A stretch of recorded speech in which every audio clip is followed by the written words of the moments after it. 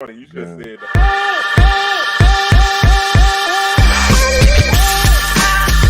Yeah. Man, I gained 10 pounds eating the red and the green M&Ms, bro. I gained 10 pounds so quick. On top of up today, how you brothers been for the week, man? Oh, we've been good, man. Been good. Yeah.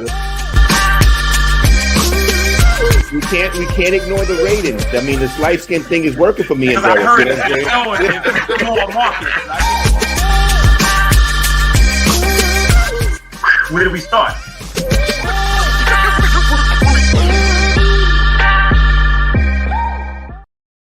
Yo. What's up? Welcome back to Let's Chop It Up. Please follow us on Facebook, YouTube, and Twitter. Like and subscribe and tell a friend about four brothers down here in this YouTube channel. And make comments, the good and the bad and the ugly. And one of these motherfuckers on here will get back to you. Scroll. Start with scroll. Just start off with it. No, it's funny, man. Little punch. Man, it's been a long week. But how you brothers doing, man? See you on the wild, man. We really ain't chopping up in person in a minute, and we ain't chopping up on used to be our Mondays rehearsals. But how's everybody doing? Derek, talk to me, my man. Man, I'm good, brothers. I'm good. Life is great. I'm here with we are the four baddest brothers on the internet. I'm just gonna put that out there. You know what I'm saying? We really are. You know what I'm saying? I'm feeling that way today. You know what I'm saying? This little blast of Indian summer has got me feeling like, in a real August mood. You know what I'm saying? Is that racist? I don't know, man. I don't know. Listen, man. I think that's racist. I was like, I think that's racist. He about to say Indian. He about to say That's Indian. That's what they call it. Wait a minute. Yeah. You might as well go and say you said it was an Indian summer. Indian summer said Indian style, and with my Indian. There you go. No, Derek. You have to call it a Guardians summer. Guardians. Yo, you can't even call a baseball team Indians no more. This has got to be racist, what you just said. Yeah, I don't know, man. I can't call it, man. I just know that I'm falling back from all of that, man. It's too high for me, man. I'm telling you, I'm living in another time. I can't keep up. But yeah, I'm all good, man. Everything's all good. Only thing I'm a little bit down. I caught that bug, man. I'm COVID-19. Again? You got it again? I got it again. You see that? You was hanging with Ronnie up in Harlem or something? He gave it to everybody. I was with y'all. I know one thing. I put COVID on his back. That shit ain't coming back here no more. I put that shit on his back. Oh, word. Yeah. Yeah, man. You sound good though. Yeah. Well, it's crazy, man. The whole thing. Hey, what's going on? Mo? How you doing? Yeah, man. I don't know what to do with this COVID thing, man. I think just when you think it's gone, man, it just kind of lingers and whatnot, man. And now they're talking about we got this little cocktail of viruses that are supposed to be coming out this fall. You know what I mean? They talking about they named like 2 or 3 different ones that we gotta watch out. Ain't that monkeypox? No, y'all can keep that shit, man. For real, that's that nasty shit, man. That's worse than herpes or something, man. That's messed up. Get gorilla pox.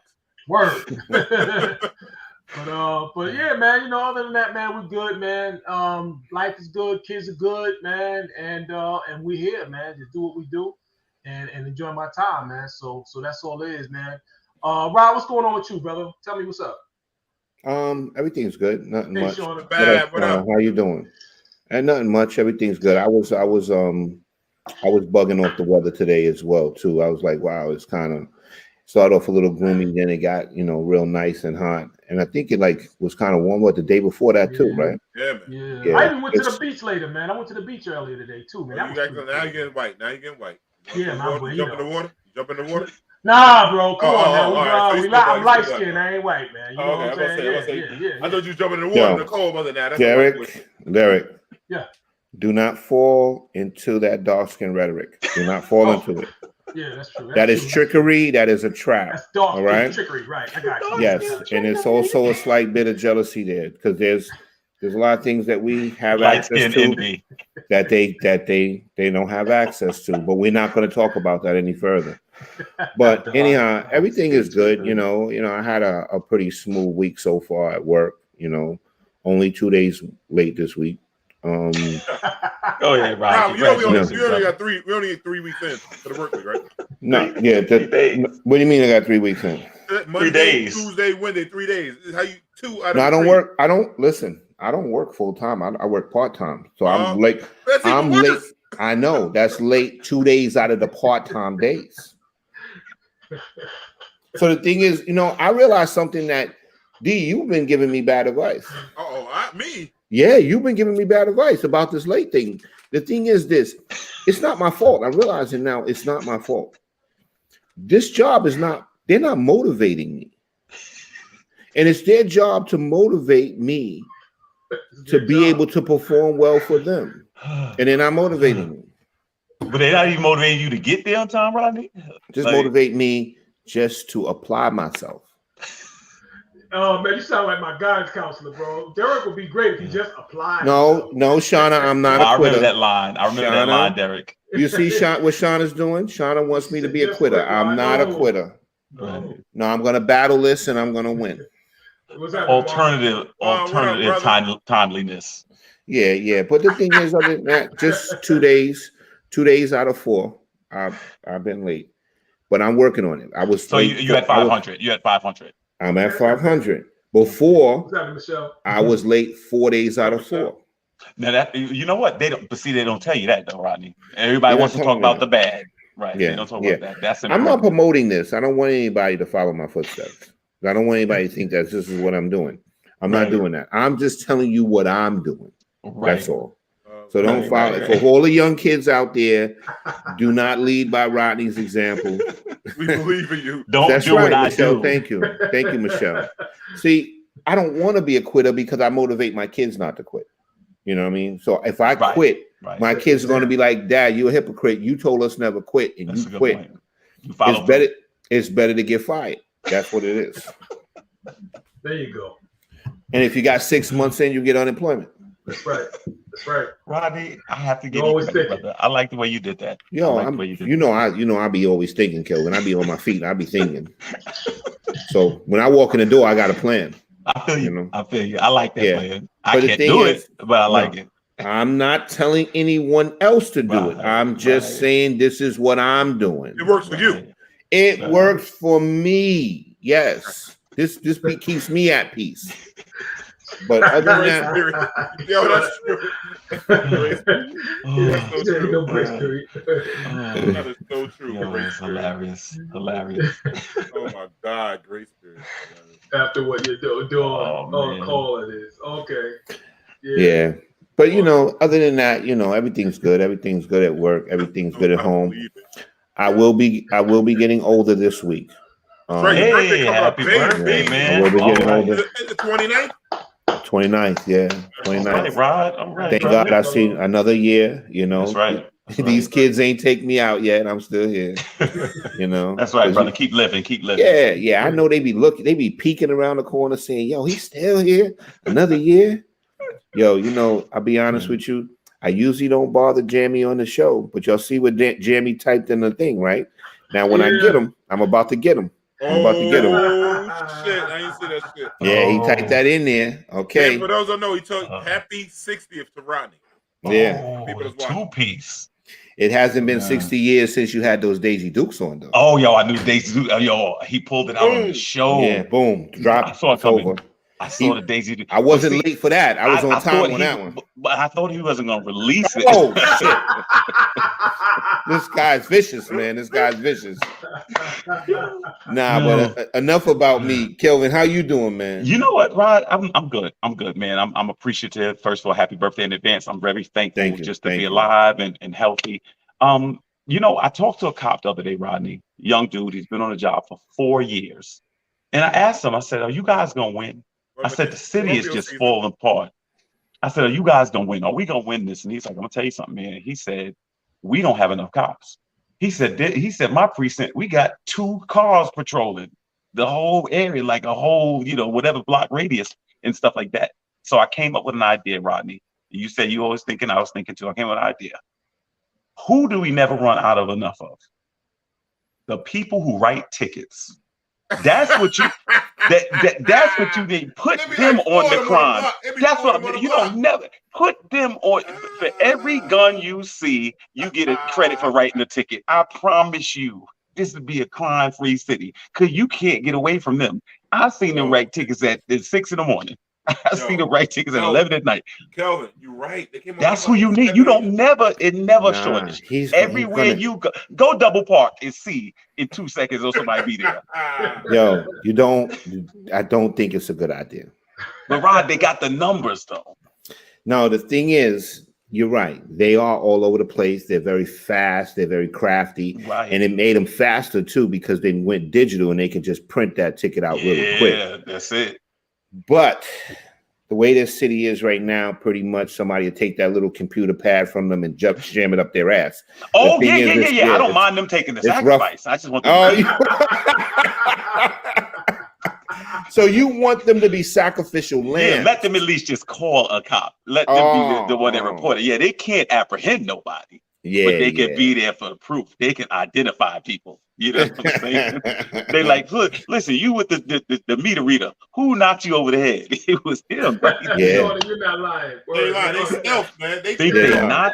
No, I got one. I got to give y'all one. I had a dude that actually I literally moved my car so a garbage truck could collect garbage. So I moved it. I told the dude, I was like, yo, I was just waiting for him.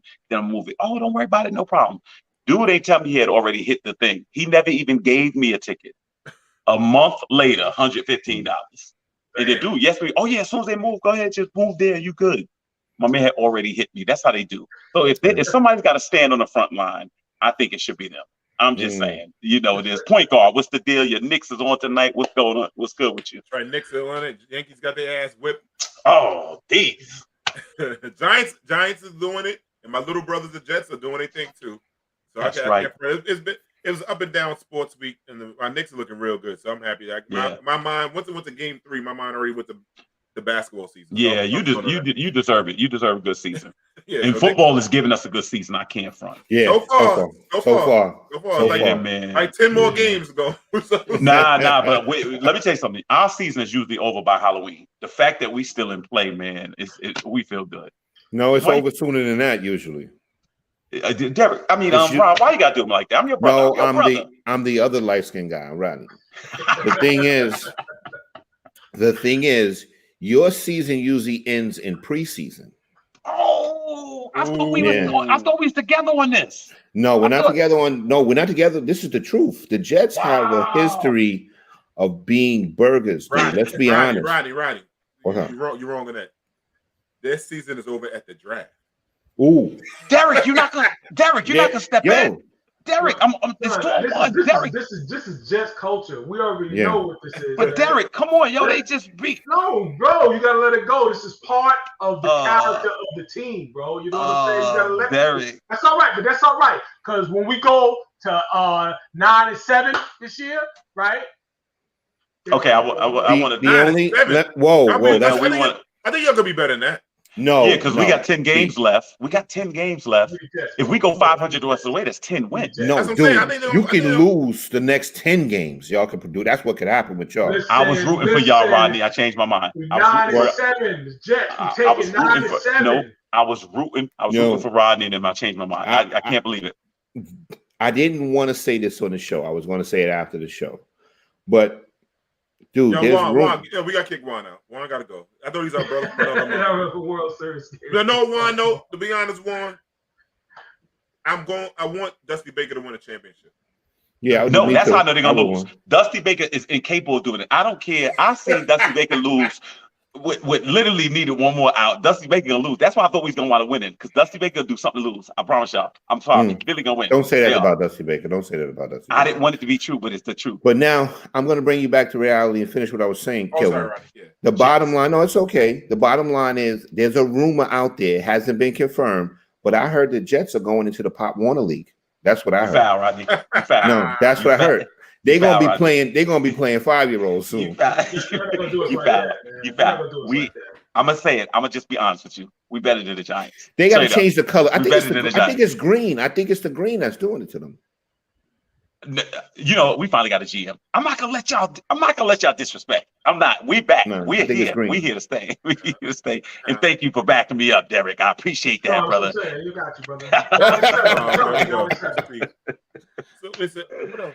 Oh no, today had a good day today, man. I met the brother Y from Rough Riders, man. I ain't seen him in 20 years, and he came by the center today. He was kicking in some of the ideas and stuff they want to do. What you say? What you say? She said, "Oh, the A's still a team." Oh God, the A's, Jesus. The Oakland A's. Oakland A's is trash. But now, Juan's cool, man. We just talking about a lot of things and got some ideas and rough ride. Shit, Look look at that one. Pee-wee. God.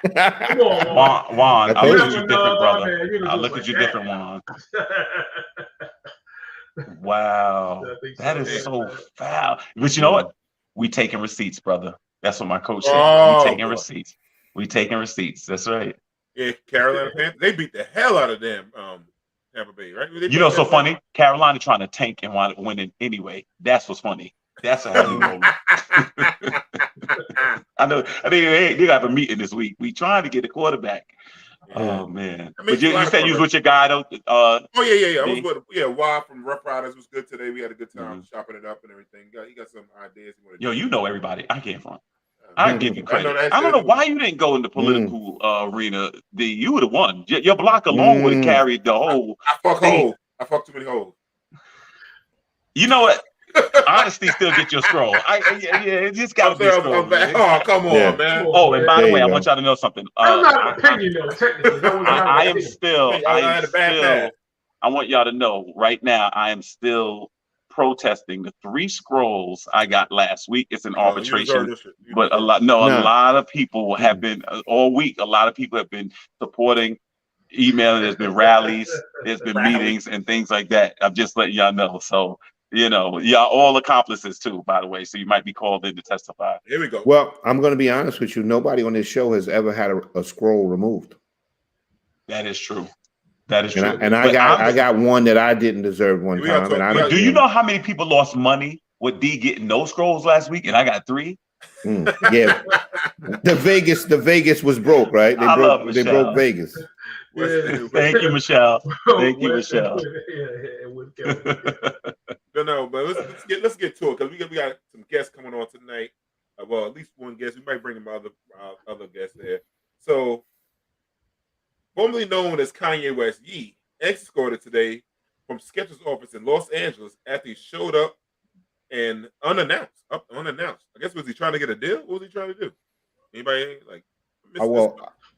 I mean, all this shit going on with Kanye, you can't keep up with all of it. Me personally, I look at it like this. I didn't even know about the Skechers thing until maybe about an hour. Plus, he got banned from Adidas and all these other things. So we got Adidas canceled his deal, which is huge. That was huge. Yeah, they said that was worth 1.5 billion of this. Yes, correct. I think Kanye's like 12% of Adidas revenue. That's a lot. Yeah, 11, 12%. Yeah, like 11, 12%. Their stock fell 4%. Yeah. But do you remember what we said last week? I said last week, you can wear all the white lives matter. You can do all that, but you crossed 2 communities. One of 2 of these. I said 1 of 2. I didn't name the communities because I ain't getting canceled. But I know the communities, both of them. And he hit the mother load. I'll just tell you this. I had a professor tell me that this said community, there's only 14 million people in this community on the globe. 14 million of these people on the globe, and they control 95% of finance. There's 14 million of people from this community, and they control 95% of finance. And Kanye West must not have heard that because he had to learn, and he just learned. And now I'll tell you this. I am not a big fan of meltdowns. It's sad to see it. And the man is melting down because he's overplaying it. And you can have so much going on up here. My father taught me everything doesn't need to be said. Every time you have an ideology or an opinion or something that does not need to be said publicly, and what he did was he overplayed it. And see, I'll just tell you this, there's a scripture that said pride goes before the fall. Your ego will take you out. You will get to the point where you get so gassed up. You get so gassed up that you think you're invincible. And guess what? As Denzel told my man in Glory, you thought you was different, didn't you, Snowflake? You thought you was different. and that's what happened. But yo, I was talking, it's funny you think I was talking to Wild today, right? And we was chopping it up. And we talking, Kanye came up and he said, listen, no dude, but dude, who's in his camp? He said, that's the only thing. He said, you look at his camp, it's none but yes dude. I said that. He said he got no OGs. Yeah. He don't come to nobody else like him and stuff like that. So he said it's nobody that's like us. there telling him like, "Yo," but his ego wouldn't allow that. That's the problem. That's what I'm saying. He fired everybody. That was like they went against him. Yeah, that explains what I said on the last show. I said that Kanye, you could tell he has a yes man team. That's why he's so uneducated. The thing is this, there's nobody there to enlighten him. So that's why when he's challenged, he freezes up because he doesn't have a comeback because he's not used to having a debate with people or someone coming back at him. That's where that comes from being around a lot of yes people. If you're not around a lot of yes people, then if I say something that D doesn't agree with, he has an opinion to come back that either makes me think or that makes him think, and then we go back and forth. That's the way it works. But the thing is with Skechers, I think what Skechers did today when he walked up in there, they probably said, "We make comfortable shit, and right now you are uncomfortable. We don't want you in here. We make comfortable fucking shoes. We don't want your uncomfortable ass in here." We're the unstressful sneaker. Correct. We ain't trying to look pretty. We just want correct. We just worried about your feet, my dude. You know what I'm saying? All right, Michelle. I wasn't trying to give him. I'm giving them an abbreviated version. No, you ain't got to do a brother wrong like that. Yeah. But that is true. That is true. That is the actual text. I believe that that's what Kanye's problem is. I don't think anybody that has a bunch of people around them that always just tells them what they hear, what they want to hear. At some point, you're going to fall. You're going to fall. And I agree with Juan. See, Juan. Yeah, he said. You're going to if you're listening at home, he said if the insert small hat tribe here have self-respect to cancel people who talk about them, then we as African Americans and Latinos need to have the same respect for our heritage. And I said, now listen, which means not tolerating culture that invites death, calling each other out of our names, etc. Exactly, Juan. See, the thing is, like, not just Kanye West, but I knew he's a fraud from the beginning. He was saying that shit about slavery was a choice and all this, and then people I see these brother Ben X talking about, oh, but y'all ain't see the second interview when he said it. No, he said it the first time and then he didn't say, oh, this is what I meant when he had an opportunity to say it. The thing with the black community, what did he do to get us back? He did some gospel shit.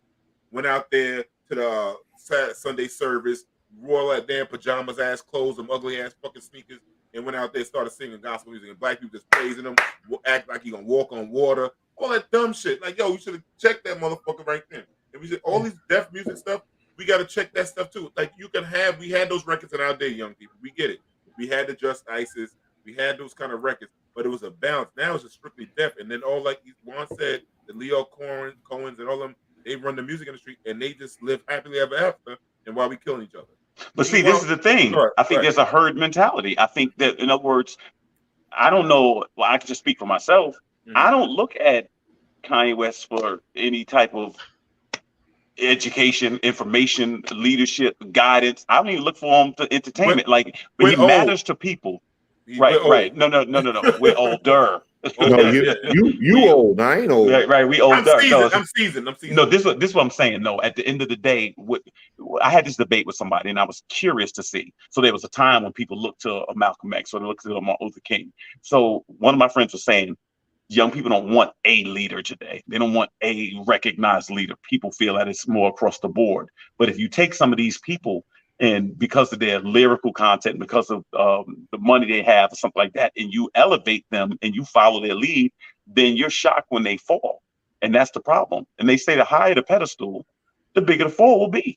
And that's just the bottom line. But I always thought he was idiotic. It just seemed like that. He's just very unhinged. And I'm not a fan of that. Mm-hmm. Yeah, he's falling off too. Go ahead. You don't think he's going to make any more records? How you think he's going to make music? Of course, because right now they drying everything else up. His music was trash the last few times. Yeah, it was, but he didn't stop him before. I think he's. I know. He can still make music, but he fucked up Nas. That album was trash. First album Nas ever had. Trash. Straight garbage. Then the shit he came out was garbage. I don't think he'll make something. The question is, are they gonna buy it? And some people are. Oh, they always gonna buy it. Look at Adidas. Adidas is getting roasted for not canceling him fast enough. Adidas is scrambling. Right. Adidas is scrambling behind that. As a matter of fact, you said Skechers.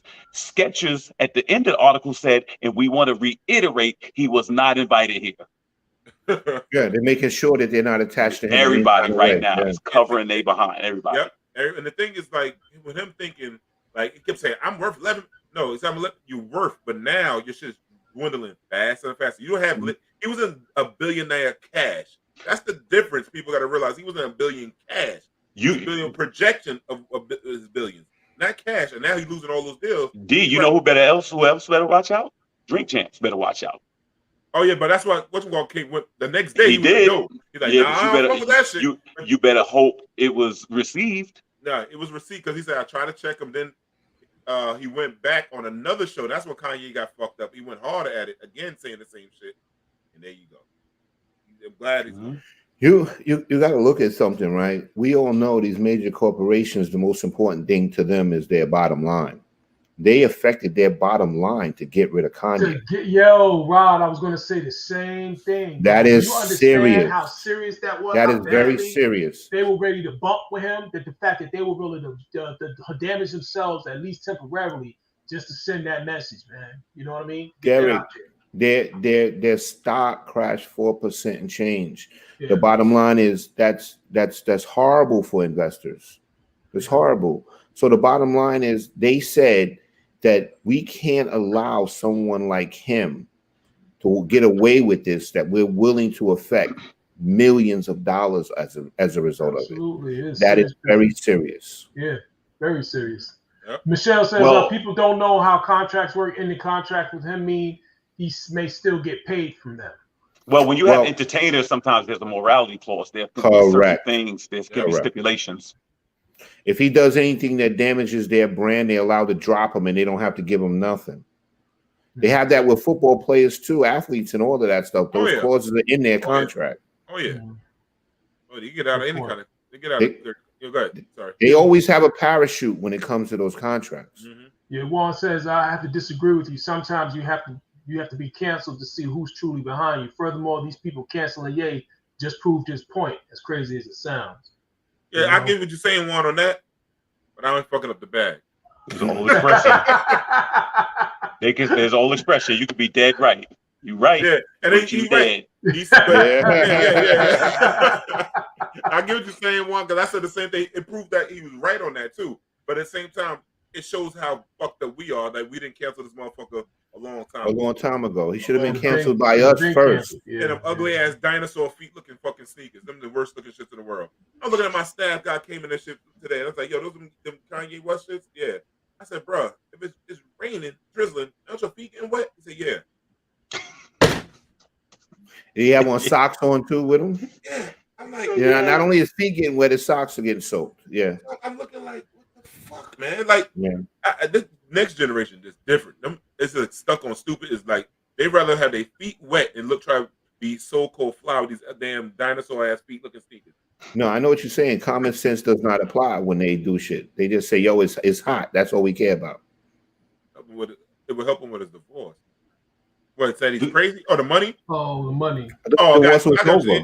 Yeah, I think Here go the thing where people think Kanye's pro-black, right? What is his wife? She's not black. So what do you think his mentality, and why does every time this conversation always got to be about money? It's nothing else. Always about money. Always about money. It's like, what else? Like, bro, it's other things besides money. Like, cats with money, like, hey, I'm just using one because you said on my mind today. We were just talking about, because a young cat thought Washer pulled up with a fucking Phantom. He said, because your nephew is this. Why? I said, yo, bro, I got millions of dollars. But why do I have to show for the Phantom? So I drive a Nissan to go to the same place to take me with the Phantom. Yeah. And you know how big his records are. He sold DMX records. Correct. And another thing too, I hate to say this, but sometimes you pull up in that Phantom and your own people will pull up on you. And what's my man out there in California?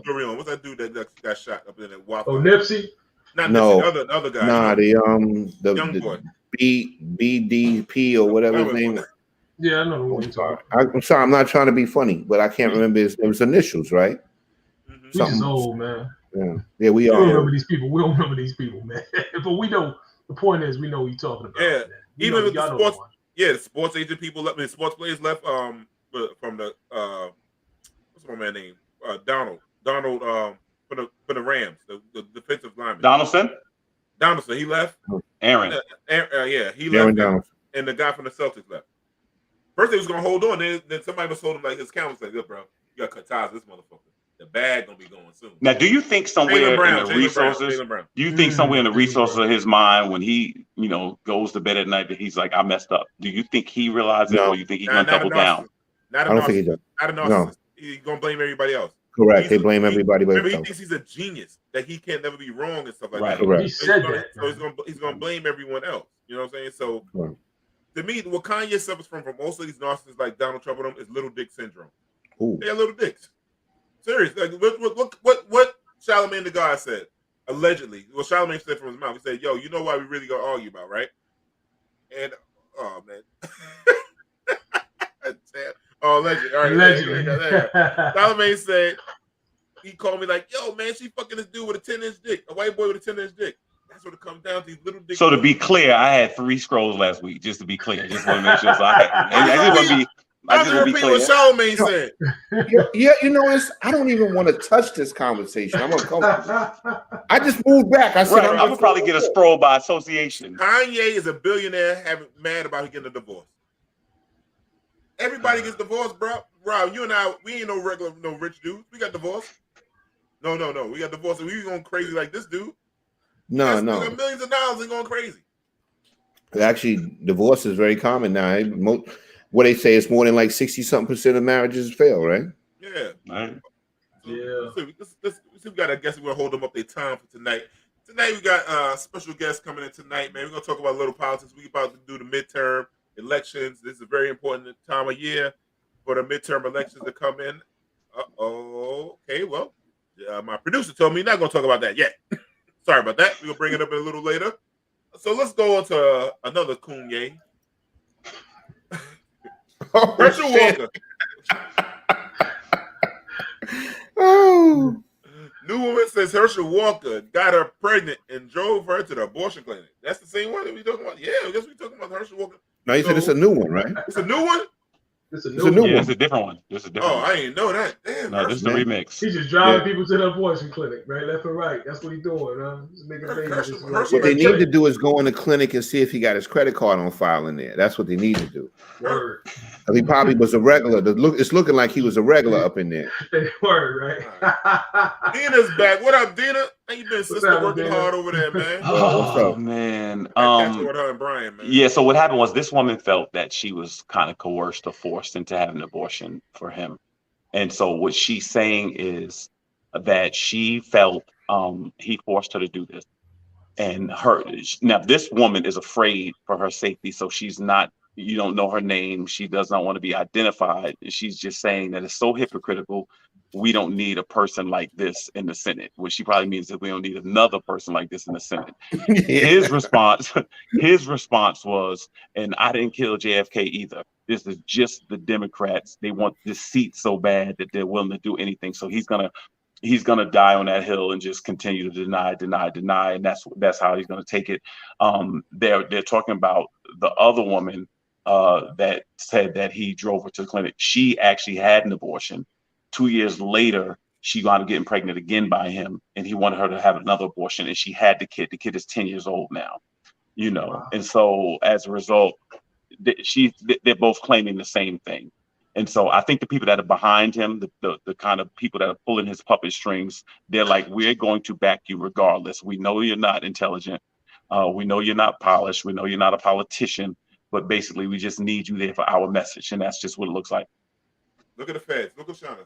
Sure, no. She said this time she went and couldn't do it. The next day, he drove her back and waited outside until the procedure was done. That's right. That's correct. Shauna knows.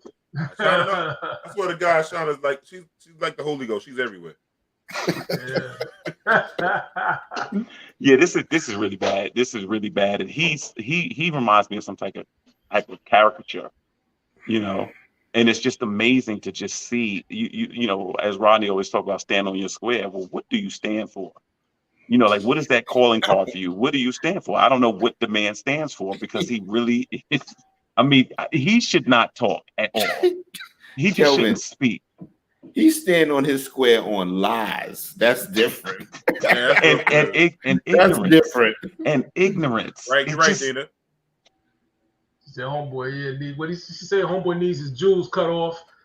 It's sold to the highest bidder. Oh, y'all went somewhere else with it. Okay. Y'all went. Nah, we just have a different political. You don't want Dina to do it. She overdo it. Dina not playing with him. Oh man, but yeah, man, I don't know.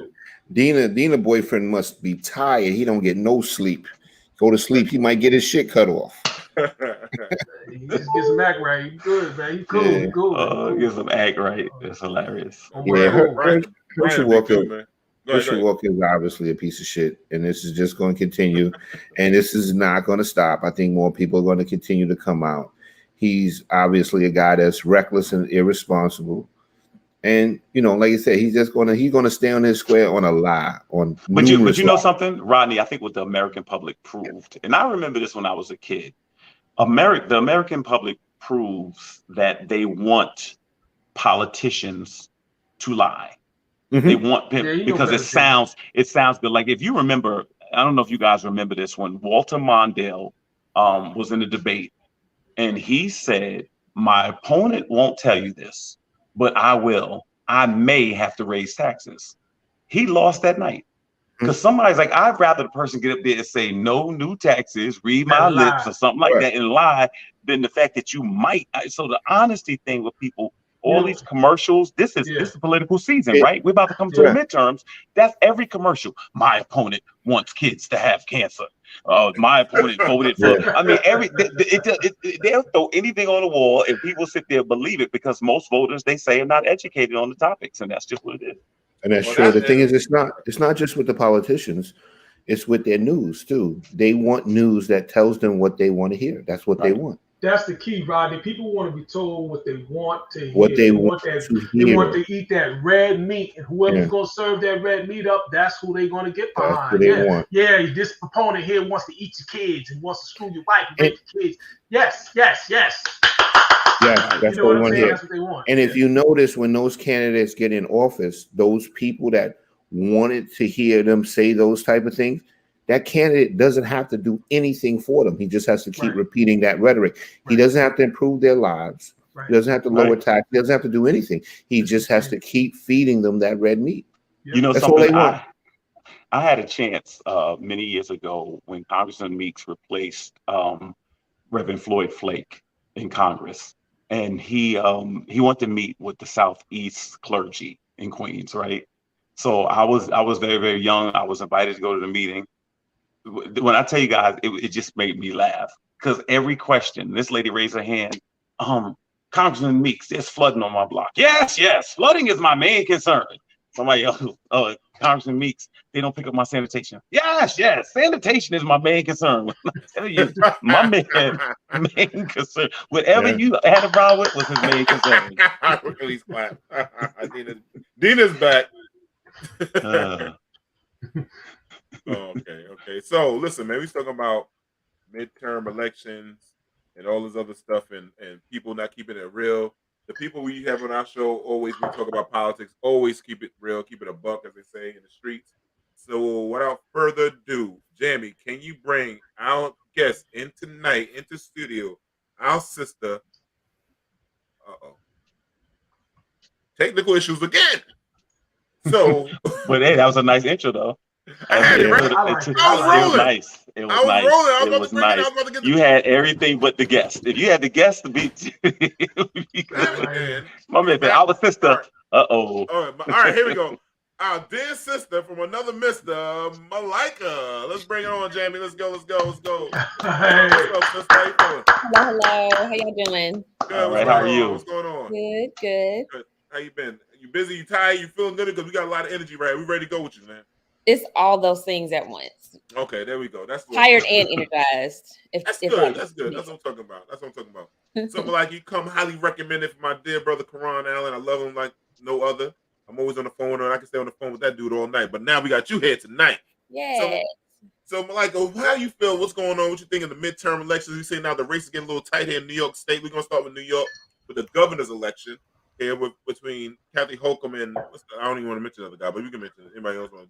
Well, somebody else can jump in on New York politics because I'm the senior news and politics editor at Essence Magazine, Oh, I forgot to introduce your other part because the technical issues threw me off. Let's tell everybody who you are, what you do.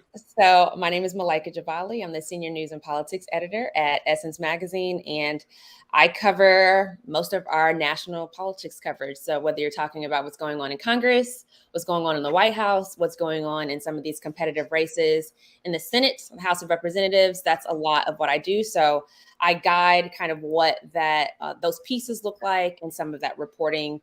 We also worked on a midterm election hub, which I can get into later. Cool. So Malaika, right now, as we go forward, it seems like, and I think I asked everybody this question, it seems like the public in general has really become so deflated between these two parties that it seems like some people have either lost interest or they just have lost trust all around. What are you seeing right now as far as people gearing up? I've heard my entire life this is the most important election, but it really seems literally the midterms now, everything, historic things are on the ballot. So what are some of the biggest challenges that you're seeing now across the board? In terms of voter enthusiasm or policy? And some of the topics, because I think what's happening here in New York is it's a woman's right to choose, crime, and the economy. Those are the things that I think Democrats are hoping that a lot of young women come and they kind of like flood the polls because of the way their rights have been stricken. And then I think the Republicans feel like the city is unsafe. Mm-hmm. There's record numbers of crime after COVID. And so they're thinking that's what brings to the polls. So right now, it seems like the two parties are just vying for votes, but we don't really know if there's action coming. So, across the board, what are you seeing? I think that's always going to be a narrative when it comes to Black people and the elections in terms of voter enthusiasm and trust or lack of trust in our two-party system. I mean, you can go all the way back to the 1960s when Malcolm X was talking about the ballot or the bullet. A lot of that was about the fact that Black people in certain urban neighborhoods did not feel like they really had an ally with the Democratic Party as much as they were courting Black people. And so this is an ongoing narrative. This is an ongoing challenge that I think our two parties have had to contend with when it comes to Black people. So I don't think across the board we're just like rah, one red and blue. I think you do have a contingency of that, but a lot of people have lost trust and faith in both parties. And I can even fast forward to a poll that we do, a scientific poll in Essence. It's called we do it with the Black Women's Roundtable. It's called Power of the Sister Vote. And you'd be surprised because Essence is not necessarily known for having the most radical voices. I come from a tradition of Black radical politics. And so these are not ideas that are beyond the pale, but you have a lot of Black women with a growing a growing percentage who are saying that they feel like neither party is representing them. Mind you, this was back in March, so I think we should be mindful of that, but I don't think it's insignificant. I do believe that, certain wedge issues, I think abortion is going to be bringing, more women out there. But for the Black women that we polled, and these are, 18 to about 45-year-olds who comprise, I would say, most of the poll, the economy, when talking about affordable housing, looking at wages, looking at Social Security and healthcare, those were their top concerns. Excellent. Do you think, it's just a quick question, do you think there's going to be an increase or you think a decline in Black voter turnout, male and female?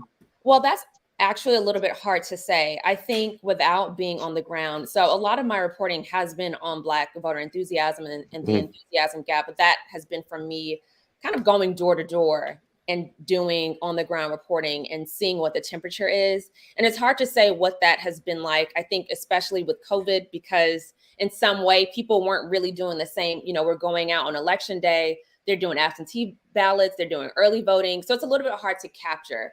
So honestly, to me, it's anyone's guess. I think unless you're actually going door to door and having these conversations, it's hard to know. Either one wouldn't surprise me. I'll put it that way. If we see an increase, especially in a state like Georgia, I wouldn't be surprised. If we see a decrease, I wouldn't be surprised. Go ahead. Yeah, Malaika, listen, I'm just going to speak for myself. I feel almost resentful, of the current state. I feel as though my attention is only sought, every few every few years, when it's election time, I feel as though that there's very little difference between the two parties in the sense that, I feel like neither one is 100%, just 100% honest with me. I'm like a lot of people who, and maybe, I don't know if any of this sounds familiar to you in your conversations with people. I feel as though I don't really know who has a plan and I'm kind of disengaged. You know what I mean? I'm very disengaged. I feel very disengaged. I don't feel like it matters which side I vote for. So, and there are a lot of people, and I can't speak for everybody. I can speak for myself, and now it's just kind of like, if it's not my local elections, when it comes to a national level, I just feel as though there's no difference between the two. You know what I mean? Does any of this sound familiar, or are you hearing anything like that? Or do I sound, like, I don't know, new or something like that? Or what are you hearing this? Yeah, I think that is an ongoing concern when it comes to Black people. I do think it's a little different in a lot of times we don't want to believe that Trump really change the course of America, because we've always known that this is a country that's rooted in white supremacy, historically built on the backs of enslaved labor, on capitalist exploitation. And so, yes, on one hand, this is always what America has been, but I really do think his presence and his administration changed the dynamic a little bit, where a lot of Black people did feel that way in 2020. But when we talk about lesser of two evils, it really was bad. What he represented really was bad and brought out some very dangerous elements, to the extent where on my birthday, it was disrupted January 6th. And people are seeing an attack. I know, of course, that would be my birthday. So I'm not trying to look at nothing. It's my birthday. So I think it brought out a different level of nastiness, to where it's like the conversation isn't really even disagreement between, conservatives and liberals. It is more so having a conversation between folks who are really delusional, and you can't even have like a coherent arguments. You can't even have coherent debates because they're in a whole other world. Like, they literally think Trump is Jesus. So how do you combat that? And so I think for a lot of people, they want to get that out regardless. So I think there's enthusiasm, not so much for the Democratic Party, but for the fact that you have this alternate which is just so absurd. It's obscene. They're just coming up with complete lies. And so I don't think it's the same. I don't think it's the same kind of tone and tenor that it was in 2016 when we had these conversations. I think there are a lot of people who's like, we just got to keep them out. And I feel like, unfortunately, that puts us at a disadvantage, because we can't get to those root problems. I think overall, throughout all these decades that Black people have been experiencing an economic decline, it's because of capitalism, no matter who's in office. So you're absolutely right about that. No matter who's in office, we're going to have this system that exploits Black labor, that exploits the labor of women, that is going to look for the lowest wages possible. They're going to offshore jobs. So that's going to happen regardless of who's the president. But a lot of these local fights where you see kind of these QAnon conspiracy theories, that's happening on a local level. And I do think people are a little bit more enthusiastic about that. Let me ask you this. Oh, I'm sorry. Go ahead, Dave. One question was about voter suppression, like especially in Georgia. The race is it's tight in the governor's race and with Senator Warnock. What can people do to, like, right now, though, they're going to arrest people if you give them water, all kind of crazy stuff out there now. They, even in Florida, they're looking at people that came home from prison that voted, they locking them up. What can people do to safeguard their vote in their local state during this time?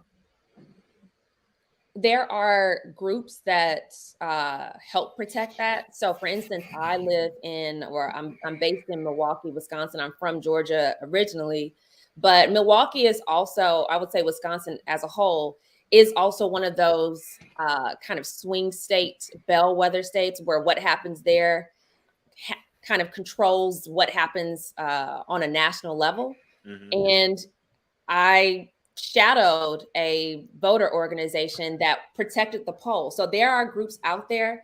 I think, you have to find out who they are, but they are guarding to make sure that there's not going to be that kind of intimidation, that they're not going to be susceptible to the kinds of like really the undermining of democracy that a lot of the right wing has been engaged in lately. And just to shout out the group that I shadowed in Wisconsin, they're called Black Leaders Organizing Communities. And so they've got people on the ground. Like I shadowed some of these workers who were looking to make sure that nothing nefarious was going on at the polls. You know something, I'm really concerned, and I really thought there was going to be a different presence with our VP in the White House in this administration. And it has been, I'm hearing two different sides. There's one segment of our population that feels that she hasn't used her position or platform to help the community like they thought. And then there's another side that feels like if you are critical of her, then you're kind of a turncoat, so to speak. The administration doesn't feel strong to me. I was wondering if it was more so a stopgap of just getting Trump out, which I was in favor of. But I think she was kind of relegated to the border. I think that was kind of the thing that she's going to come and deal with. But now in New York, we're getting buses here regularly, you know, as a sanctuary state. And I mean, this has gotten so chaotic. We're already to the hilt as far as homeless people and things like that. So we're in a lot of trouble. But do you think the image of the VP, because when Obama came in, I mean, we were just, I know I was head over heels. And I thought this would possibly lead to not only the first female president, the first Black female president, because I was just thinking of the age of the sitting president. I didn't think he would actually, you know, go for another term. And because of his age, I thought there was still a chance maybe he wouldn't have finished this one just because of age or health or anything like that. So as far as the VP is concerned, do you think there's a strength to this party? Because I'm worried. What was the last line you said? Do you think there's a strength to the party? Because I'm worried. I thought she would be the person that would come and galvanize the party. I don't see her. I literally never see her. And historically, VPs weren't seen. You know, they weren't seen back in the day. They would just be around the world doing different things. But I thought she was the strength of this party. And it looks like they're trying to bury her, unless I'm perceiving it wrong. Well, I just want to add to Kelvin's question, too, so you can answer them both. Because when I talk to people about the VP, a lot of people feel that her purpose has already been served, was just basically to help win the election. When I talk to, you know, Black people or family members or friends, a lot of people say that. But go ahead, you can answer the question.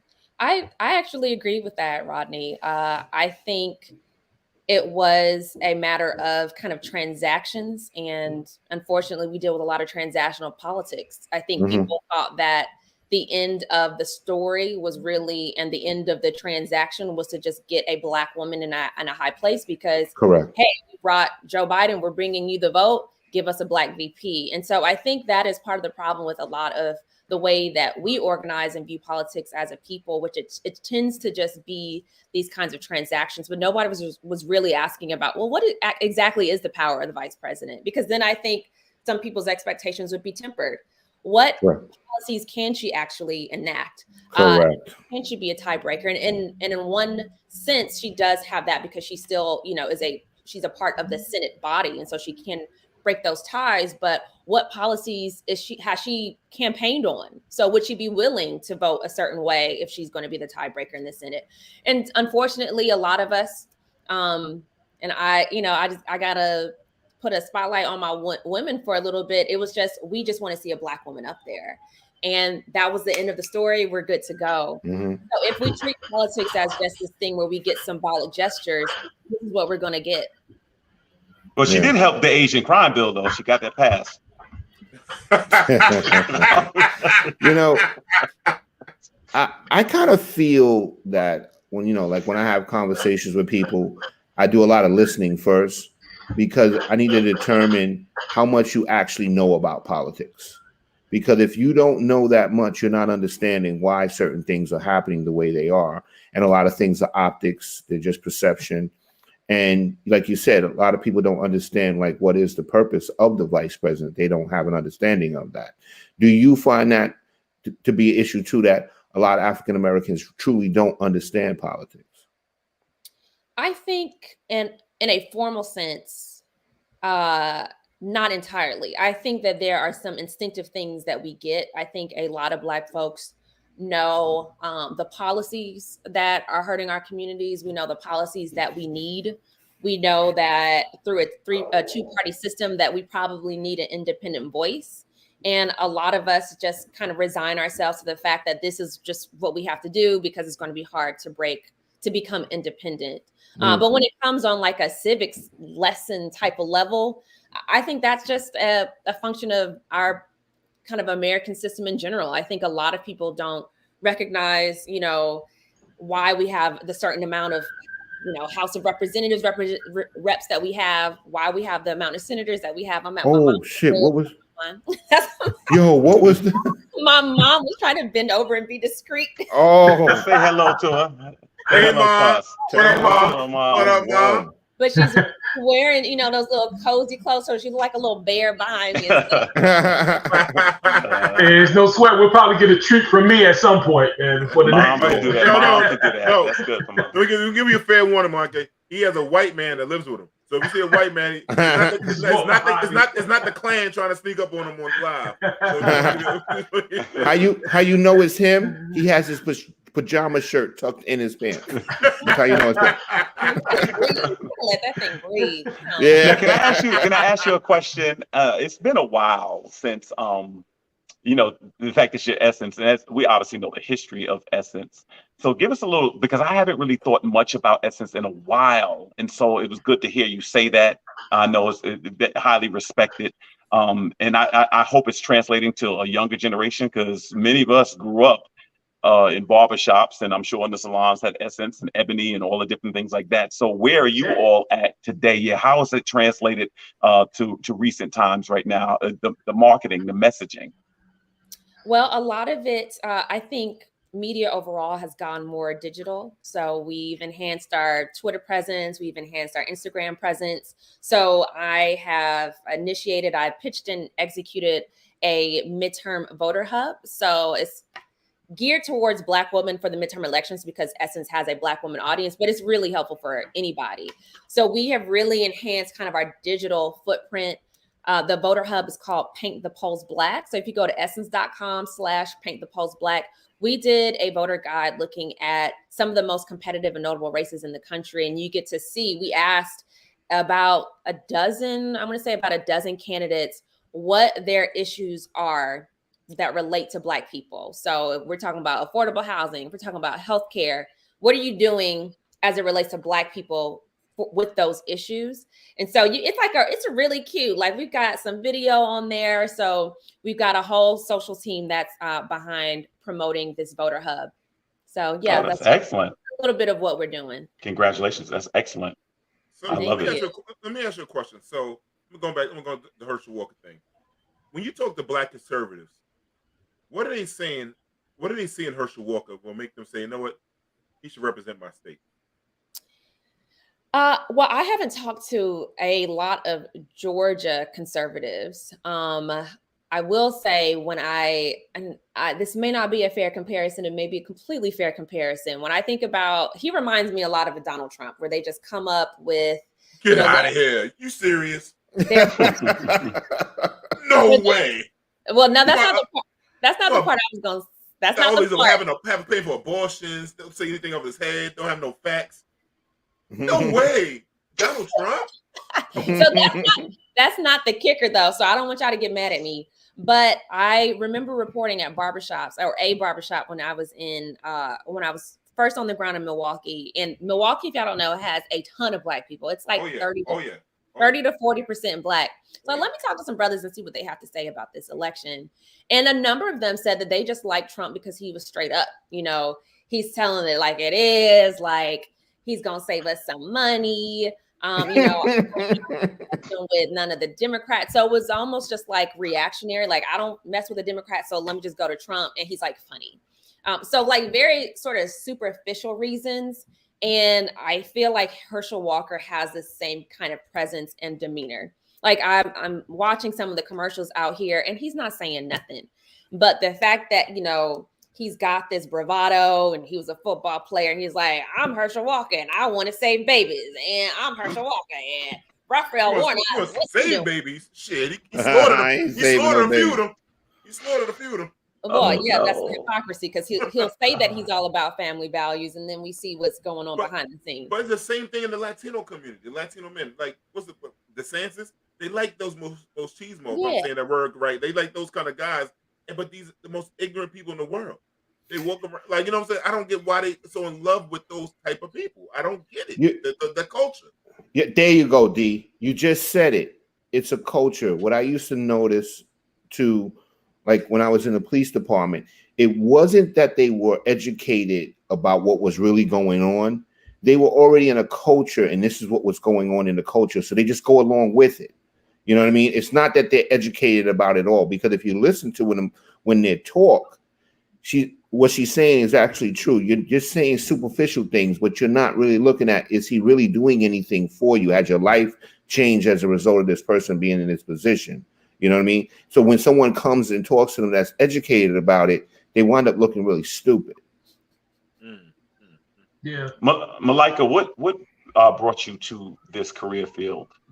What led you seem like a very young woman into you're welcome. It seems so hard to get younger people interested in politics for a career choice. So many people have been disenchanted. So give us a little bit about your academic background, where you came from, where you went to school at, and then what led you here, what inspired you to take this path.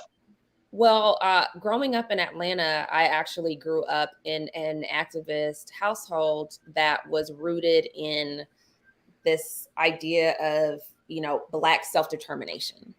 So I was a part of a group called the Malcolm X Grassroots Movement growing up here in Atlanta, and they had other kind of branches, but it came from this Black movement that started in Detroit with Black folks who said, okay, we need to find an alternative system to capitalism. We need to have an alternative to this sort of integrated approach that the civil rights movement has brought us to. So it came out of that Black power, Black nationalist movement.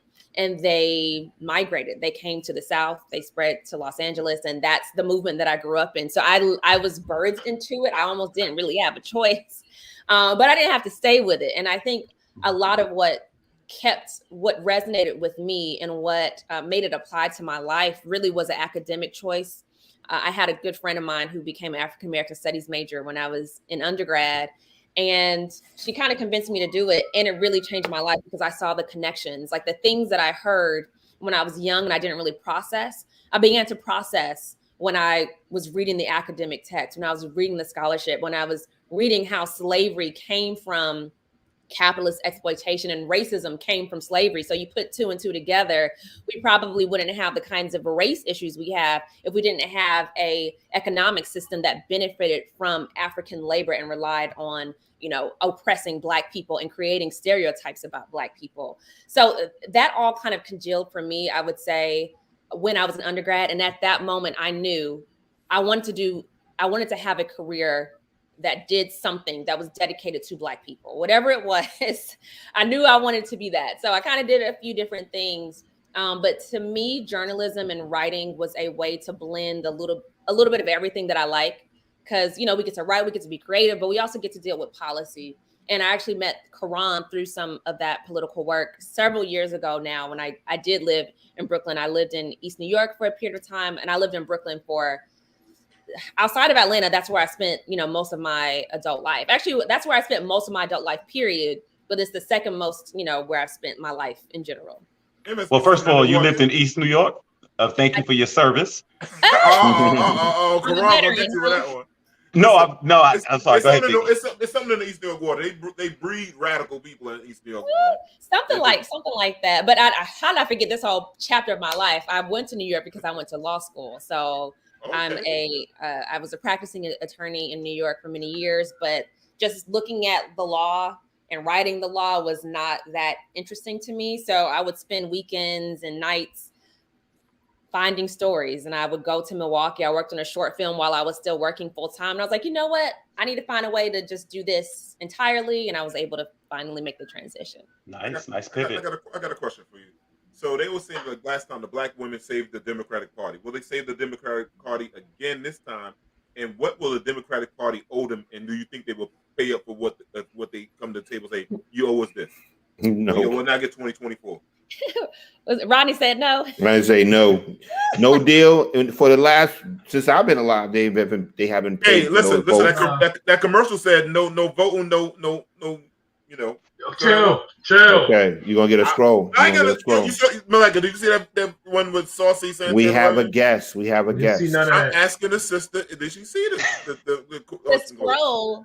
I don't know what you're talking about. Yeah, she doesn't know. The scroll is when somebody says something inappropriate. I wasn't gonna say anything appropriate. So okay. He's getting close though. Oh, did you see the thing with it said no voting, no. Oh yeah. Yeah, see? What are you talking about? I'm not gonna give me the scroll. I'm trying to say she was trying to block that out. That I know you just kept drilling. You just kept drilling, man. Walk it like a talk it. Come on, Saucy. But I know what you're talking about. I think it's also important to kind of step back too and say which black women made those demands. I think there were some black women who did that kind of grassroots organizing. I think there were some black women who felt like the Democratic Party was never going to speak to them. So in Georgia, you saw higher voter turnout. In some states like Wisconsin, you didn't. And again, this is where it's the major city, Milwaukee, is 40% black. And voter turnout was still a struggle, even with Trump being the president or, being on the ballot.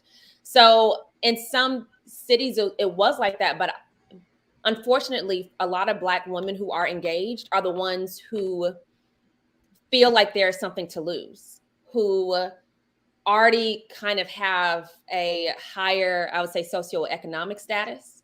And for a lot of black women who feel like there is nothing left to lose because they've lost a lot of it already. They might have, lost their jobs in the pandemic. They were trying to get those $2,000 checks, but then the Democrats said, we already gave you a $2,000 check. And they're like, what? Why y'all gaslighting me? There's a lot of black women who feel like there is nothing left to be gained because they've suffered from so much loss for so long. So for those black women who are doing kind of well and they're engaged in the process, sure, they might get something out of it. But for the average everyday black woman worker, your guess is as good as mine. Hey, if you don't mind, I want to circle back to something that Kelvin said earlier with regard to Kamala Harris. He said basically we haven't really heard from her, right? She feels like almost like she's been tucked away or something. You know what I mean? She's on the back of a milk carton. She's missing. Yeah, like somebody just kidnapped her or something. I'm actually thinking that maybe she's been tucked away for a reason. Biden is not polling so well right now, from what I understand. All right. Mm-hmm. And maybe it's a sort of a thing where they're kind of keeping some of the stink off of her, maybe for a possible run at the presidency later on. What do you think? Do you think anything that sounds possible or plausible?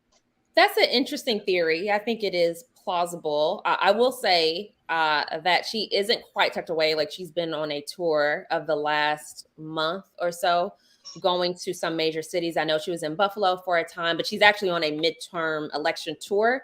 So she's not tucked away per se, but whether there is enough press about what she's doing is kind of the other question. And I think with so much else going on in the world, Kamala Harris going on a multi-state tour is not going to get as many eyeballs when we've got school shootings and we've got, Biden making some of his announcements and you have Republicans making all kinds of wild statements in debates.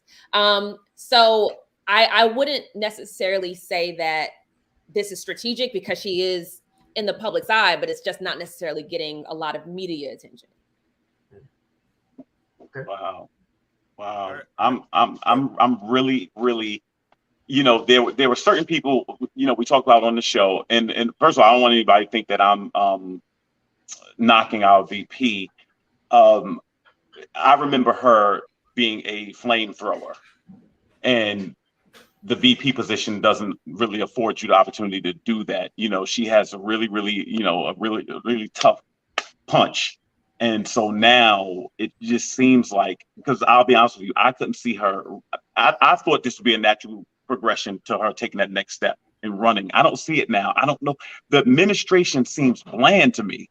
And one of my friends, she always tells me, she said, you need to read what they're doing. They're doing things, they're just not messaging right. They're getting certain things done. And I don't see it. I really can't get a feel for 2024. I'll be honest with you. At one point I said, the people running for 2024 are not in this administration. I can't see Biden running again. I just can't.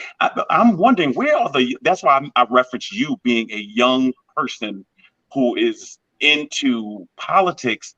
Why is it that we cannot get young people in this arena?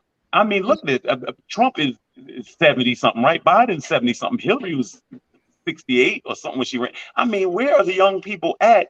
I don't know if people realize this is going to affect their future, but only older people seem to vote.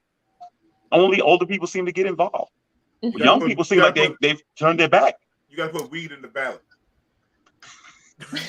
Well, I think the look of activism is just a little bit different. It may not look like traditional politics. I mean, I get pitches all the time from folks who are with the Movement for Black Lives, for instance, which is an organization that has been creating the kinds of legislation that we probably should see pass in Congress. So people, I think, are flocking more to grassroots organizing. I see people flocking towards mutual aid. People are going towards more local arenas, and that might be a wise decision.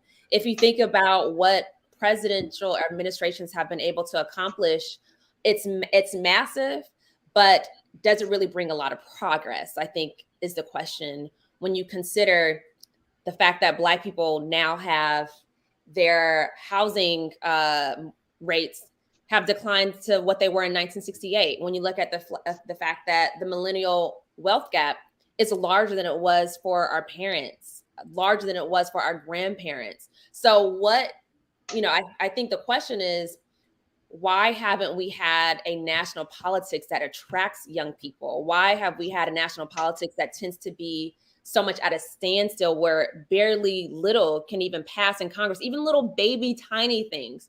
You had a massive movement of young people who took to the streets 2 years ago, and then that got deflated because we couldn't even get the George Floyd Justice and Policing Act passed. So what is, I guess, the wisdom of getting into politics on a national level when you see these are the results? So I think young people are getting involved, but in a different way. And, and not to valorize young folks, because on the other hand, a lot of folks are distracted and in debt and struggling. So it's like, I got to worry about these student loan bills. I can't shell out money for a campaign. That's a lot. That's a lot of time. That's a lot of energy. And I need to work so I can pay the bills. Malika, are you going to make an announcement tonight? Because I think that's what people ask me. Whenever I'm in the streets, is Malika running? That's what the word on the street is. Malika, is there something that you're going to announce tonight that you are going to throw your hat in the political ring? We want to hear it right now. I'm giving you the floor. Go ahead, Malika. Let the people know, because they're all watching. Politicians, they know how to be evasive. So that's an interesting question. That was that question. I'll give that a thought. Well, you have my vote either way. Yeah, you have my vote. You'll have our financial support on that one, man. So you do get it. But Malika, we want to respect the time and everything.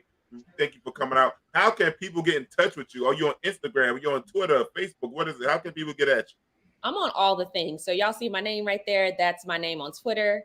That's my name on Facebook. And on Instagram, it's MISS Jabali. And please check out our voter hub. I think it's really dope. We direct people to how they can some places you still might be able to register, some you may not. But we direct people to some great voter content, all of our midterm election coverage, and to get to know some of the candidates who are running in races that we may not be familiar with. There's like Sherry Beasley in North Carolina, for instance, who may flip the state blue. There's some district attorney races on there. So that's essence.com/paintthepolls black. And Malika got a blue check mark on Instagram. I just followed you. Go ahead, girl. Well, wait a minute, D. We're forgetting one final question, D. Oh, yeah. Malika, got to find out. This is your hardest question of the night. Yeah. Be careful. Who's your top 5 rappers of all time? Top 5 rappers. See, I'm about all time, not now. All time. All time. All time. I'm about to get canceled. Okay. Now you ain't Kanye now. Goddamn. He who shall not be named. Come on, you can do it. I'm gonna go with real easy ones. So Start with the 5. Start with your 5th one. Start with the 5th one. Oh, that's a good one. Hold on, let me think. Mm-hmm. I gotta do my logic. So that's kind of tough, though. I'm from Georgia, so Andre is definitely 103,000. Go ahead. That's credible. 4 or 5 range. Okay. I would give, and this is some nostalgia. I would put Nas in the 3-4 range. Okay. I would put Biggie in the 2 range. Okay. Tupac, he actually comes from the Malcolm X grassroots movement, like I did. So he's probably overrated. Overrated. I know I would, because that's extremely contradictive. Go ahead. I see the Biggie poster in the back. But Tupac is like 1, 2 for me. I named 4 people. Yeah. One more. Yeah, one more. You lived in Brooklyn. Baby. She said that already. She said that. You know where she's going. I know where she's going. He said one more. Don't taint it. Don't taint it. She might just say MC Hammer. Let her go. I almost did. I say Jay-Z already? No, you did not say Jay-Z. I knew it was coming. That's what I said. It was coming. Jay-Z. Yeah. All right. Said it was coming. But like, thank you again for coming on, Chopper. We know we took up a lot of your time, but we love small people. Somehow small people like to keep on for a long time. So thank you. Get some rest. Tell mommy good night. We love her too. And we want some of that sweet potato pie for Thanksgiving. Hey. Thanks for Thank you so much. Thank you. Thanks for coming on. Thank you. Jamie, can you bring my dear brother? Oh, you want to bring the comments up? What you want to do? You want to bring my brother Karan up for a couple of minutes? No, I'm about to be the guest. There he is. Interview me. What up, Karan? Karan. What's going on? Hey, no DC York slander, Kelvin. How dare you?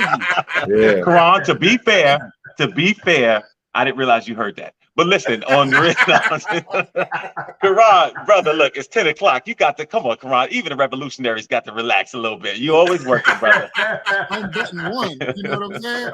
Yeah. Good to see you, man. How you doing? See you too. I'm doing well.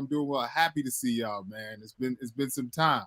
Yeah, man. Yeah, definitely, man. Look at Malika. You know, that was such a great conversation. Oh man, thank you for that. Thank you for putting that plug on me. That was a dope. Because you kept saying, Karan kept saying, "Yo, you gotta meet Malika. Malika's dope. Malika's dope." And I was like, if Karan says she dope, she dope. Yeah, that's it. If certain people got solid words, you want the motherfuckers that got solid words. I appreciate it. Yeah. Sophia just. You know what I realized, Karan? You can't put D in not one ad. You can't put D in what you can't do it. You can't do it. You can't put D in not one of your commercials because you know D gonna say something. You know why? I know. No. You put me in front of TV, ain't gonna do this. Yes, you are, D. You gonna get a scroll on TV. Yeah. You're gonna get a fine. They're gonna give you a fine on TV. I was on Channel 5. I was on Channel 5 and cursed.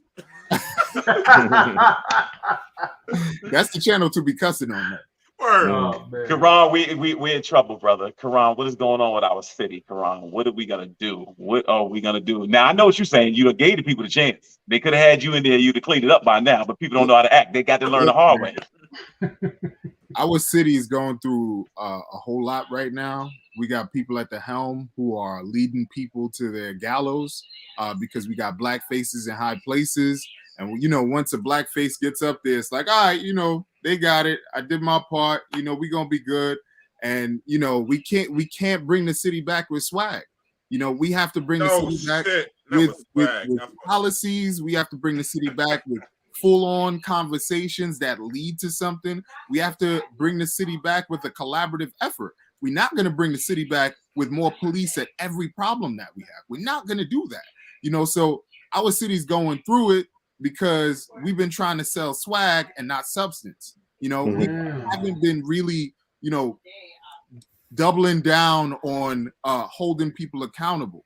You know, we kind of turn the blind eye, and then, you know, when folks get on the train, it's problems. So now, you know, with elections coming up, and the mayor is not up for election, but check it, you know, a lot of people are, including the governor, including the lieutenant governor, including a lot of congressional seats. Guess what they're doing? They're riding the train. They're holding town halls. They're giving out citations and all types of pieces of paper that make people feel good. So everybody chills the F out, votes for them, and that they can move on. You know, that's what's going on right now. People have been duped for far too long, and it just continues to kick the can down the road, make you feel nice and warm, take the nice pictures, go to the schools, orchestrate the children. And look, I'm even close. Oh shit! Speak on that. That shit happened. I'm part of a lot of that bullshit. I be part of that bullshit, man. Look, Demond, I walked into school today for a legislative breakfast representing the city council office, and I see an elected official pulling all the children over, you know, to line them up so that they can stand in the middle and I support the schools, and that's gonna be on my next postcard, palm card, et cetera, et cetera. That is happening on a national scale, especially in New York City, you know, where there is literally a lot of duping going on, and people are hurting financially, communities are hurting infrastructure wise. You know, a lot of things are happening, and you know, I ain't come on here to peddle hope. You know, I think what we're also dealing with, and this is me dumping because I've been waiting to talk to y'all. Oh my god! Yeah, man, let's dump, baby. Let's go. Because I'm tired. If you want your man not all up in your videos, all up in your parties, go for Karan Allen in 2025. What we're seeing in real time is the fall of a quote unquote empire, of the fall of capitalism. You know, the way a lot of things worked and were done can no longer work. A new system must be put in place. A part of these things falling is, you know, I've had my own frustrations at work trying to help people. Like it seems like we're just putting a Band-Aid over a waterfall, and I have to remind myself, this system is falling. This is not you. This is not you not doing enough for people. This is not you not expanding your reach. This is not you not finding the right resources, et cetera, et cetera. You know, this is just what we are collectively dealing with that people really can't see, because they see the homeless people, they see the asylum seekers, they see the crime on the trains, and we live in a sensationalized society where the media is going to run with those stories before they run with anything else. Fact. As far as this asylum thing, what are your thoughts on this? Like, what? I know this is, like they say, political football right now, but what do you think? I would think this is on the ballot. I would think that there's going to be, my understanding is there had to be some of these people that were sent here actually had to help go and rebuild Florida, where they were sent from, and things like that. So I don't know if New York can handle the infrastructure. There's this big debate about where the people being housed at. And then the other thing is some parents are concerned for the schools that are overcrowded right now. Is this just a big mess, Karan? Like, is there any plan for this? Yeah, it's a complex mess. You know, there's so much going on with the asylum seekers. So one, we have to think about why are people coming here in the first place? Oh, people say economic opportunities. They're coming here because their nations have been destabilized by nations like ours and other superpower nations that have destabilized governments across the world. And because of that destabilization, folks can't stay where they are, make money, live a life that allows their children to grow up safely, et cetera, et cetera. So this is almost like, what is it? The chickens coming home to roost, or like that. That's how that said. Yeah, chickens coming home to roost. Exactly. So these asylum seekers are coming to our states because, you know, the political football that's going on.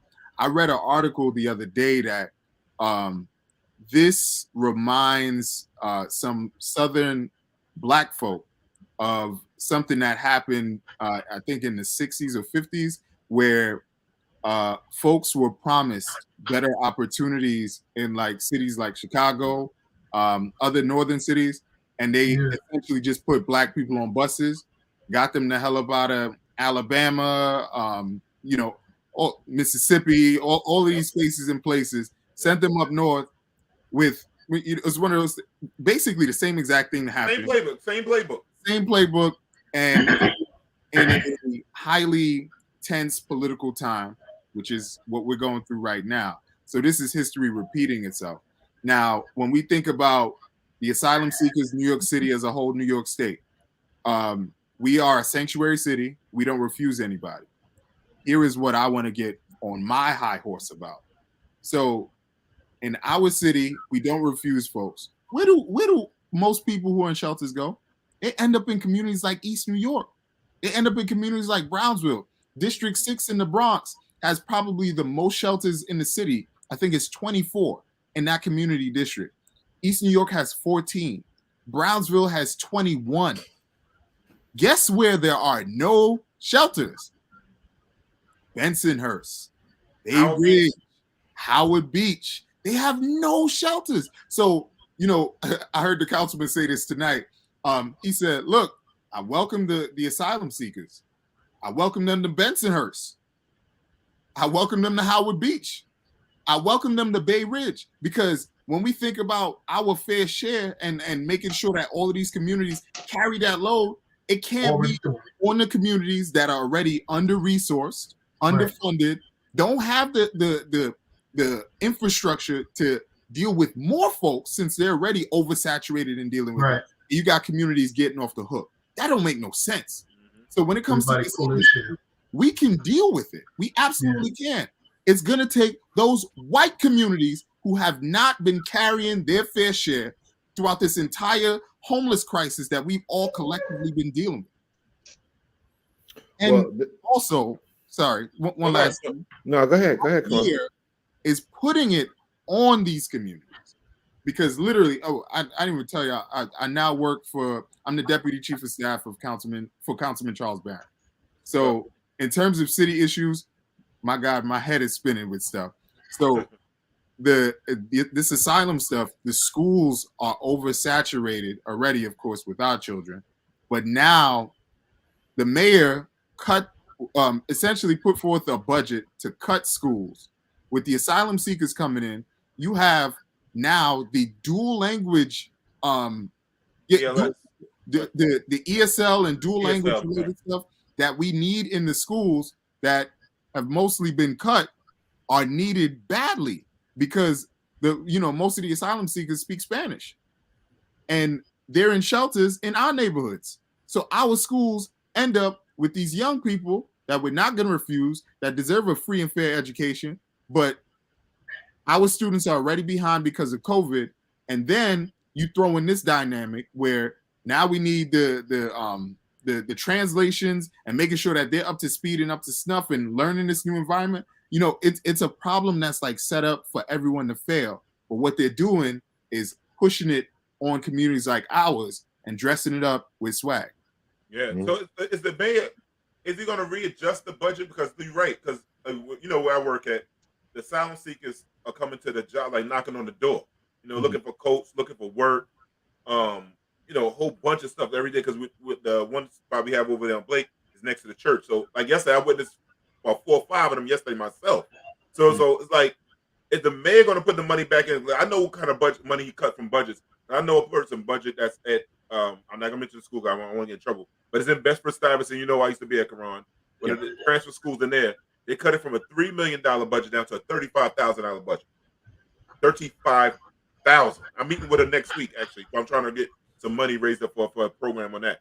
So, is he talking about with all these people coming in, all these new kids, besides the swag? I don't want to see no more dashikis. I don't want to see him in no fucking zoot suits. I don't want to see him hanging out with jackets. No, I was about to say, I was getting in trouble. About to say somebody else, somebody else's jacket. You know what I was going to say, but anyhow.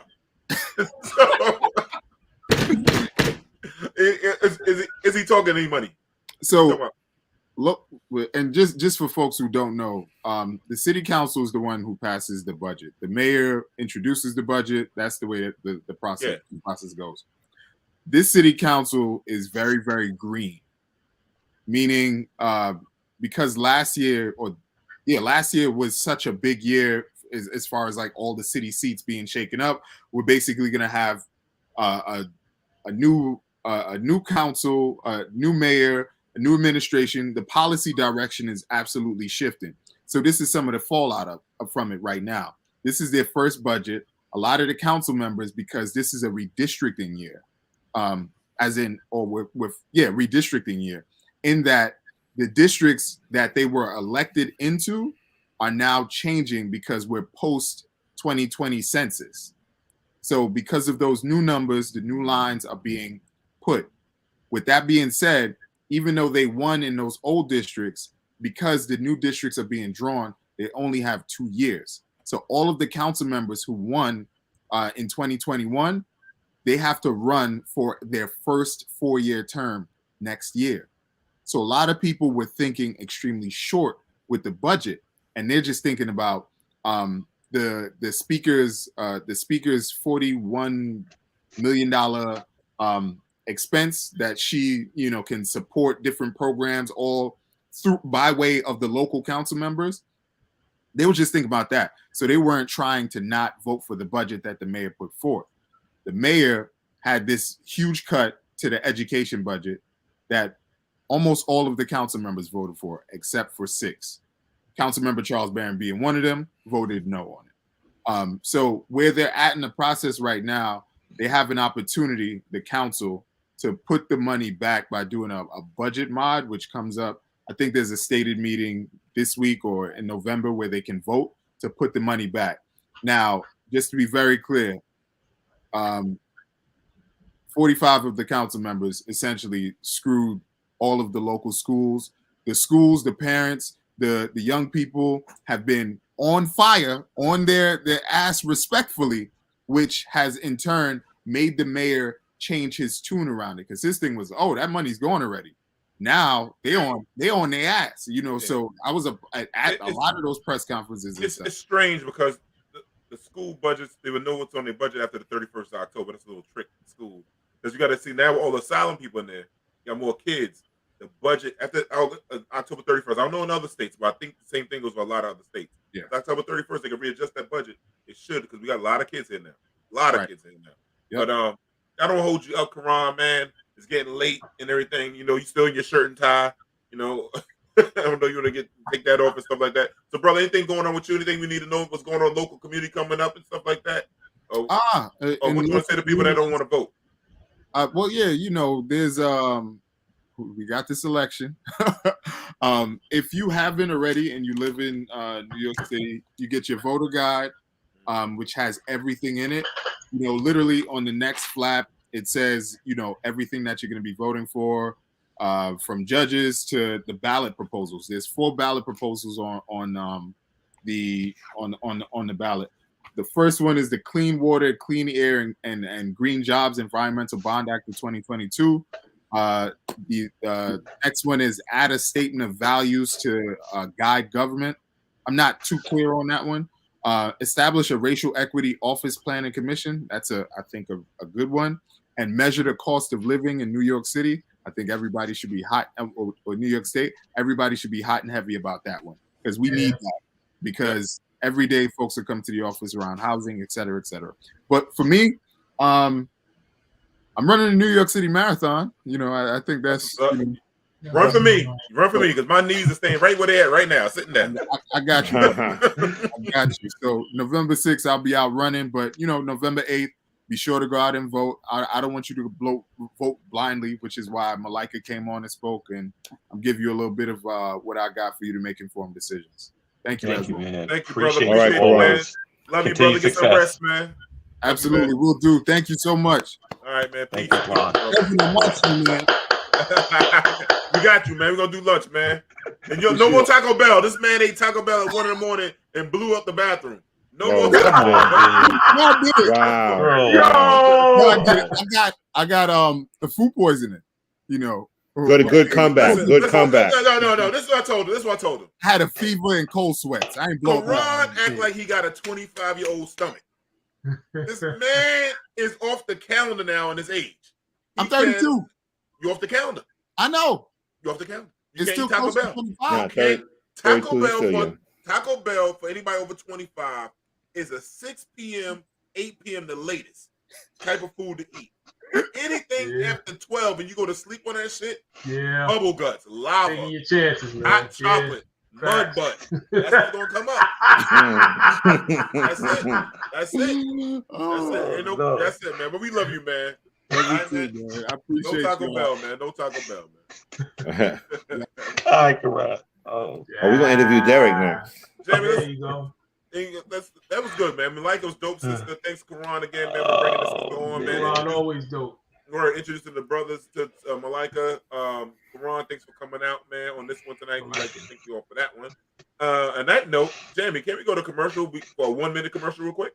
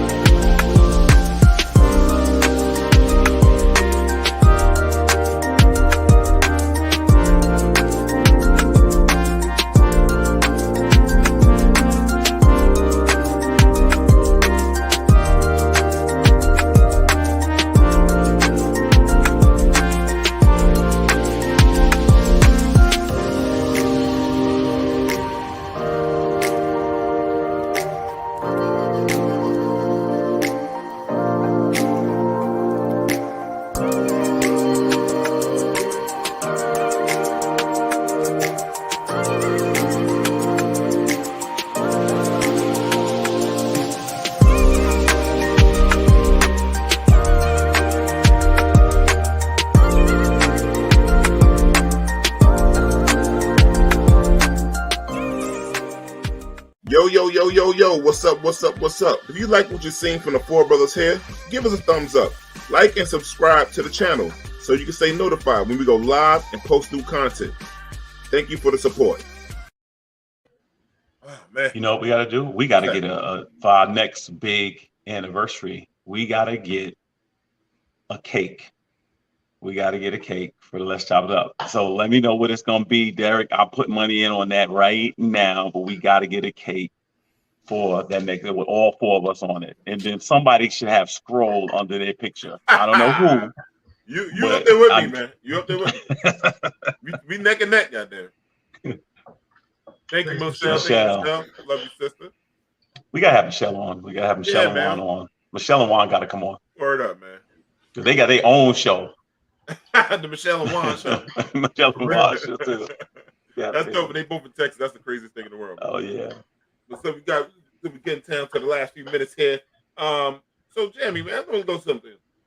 What the heck happened to Black TV? Jamie, can you show us a little clip of that, man? What the heck happened to Black TV? I grew up and I was watching the Huxtables, the Jeffersons, Nick at Night, the Winslows, right? These people had goals. It was about family togetherness. It was about problem solving. What is Black TV today? We have Love and Hip Hop, Larry. Love and Hip Hop. I couldn't tell you. I haven't watched it. Okay, there's nothing to watch. It's literally Love and Hip Hop. There are people, they have baby daddies, and they're trying to see if they can make it, and they can become rappers. I mean, Cardi B was birthed out of Love and Hip Hop, right? She's a stripper, gone rapper, and this is what we have on TV. So even just think about what Black people are watching. That is setting our goals on TV. I was not watching that. I wanted to be just like little Ruby Huxtable, right? I just wanted to have a nice life, and it was okay to want to be a doctor. Now it's hoop dreams. Hoop dreams. You want to be a rapper, or do you want to be a basketball player? Mm-hmm. Do you want to be a football player? Good. That's your place in life. Damn it. I can't believe it. I know what you're about to say. Y'all set me up for this. Y'all set me up. That's the producer, Jamie.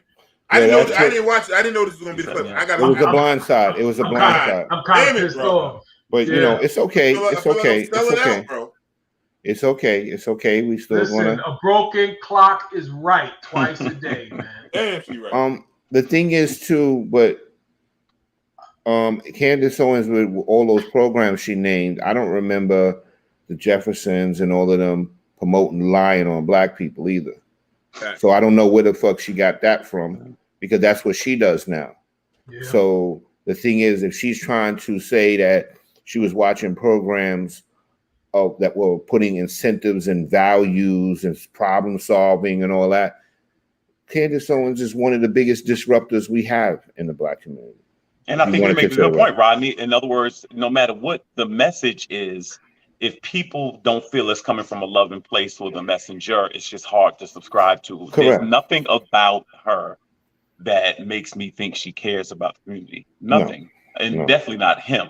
But I agree with that point. I do think there's a deterioration purposely done and targeted at our community, absolutely, but without question. And it's unfortunate. I'll be honest with you. Now, I know some people who are educated, who are scholarly, who care about our community, and they find it entertaining. I'll be honest with you. I can't watch it. I cannot watch some grown women 40 and 50 years old throwing glasses at each other and cursing each other. I'm like, it seems so scripted. It seems so nonsensical. I mean, the reality of it is the money. The money is the deciding factor. This has to be. Let's think about this. This ain't reality. Think about it. Where do you sell? We was at the corner social, the most ornery looking women ever, right? Now, one of them threw a drink at each other. You know how much some drinks cost? You know the thing that used to kill me about like a couple of times when I you something else, D. You know what used to kill me about sometimes when I used to like catch like a reality show or something, and I think it's a very negative, view for Black women. I think they're taking the biggest beating from it. Mm-hmm. The thing is this: you have a group of women that continue to hang with each other so that they can fight. Like they go on vacation together, they go to each other's house so they can fight. That's true. Now, and what reality is that? Because I know if Teresa and Michelle don't get along, they usually won't be in the same room.